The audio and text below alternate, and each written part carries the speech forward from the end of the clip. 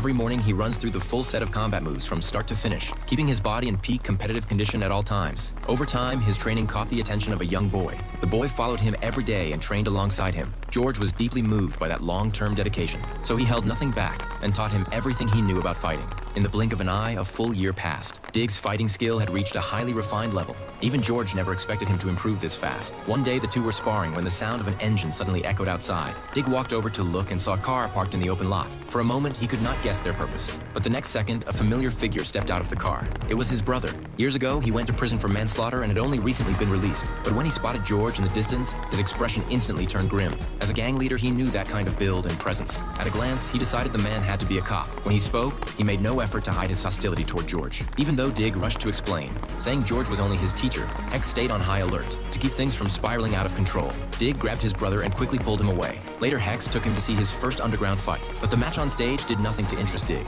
In his eyes, there was almost no real technique at all. So when the announcer asked if anyone wanted to challenge Dig, stood up without hesitation and stepped into the ring. His brother became tense in an instant. Even the announcer looked regretful, convinced he was walking to his death.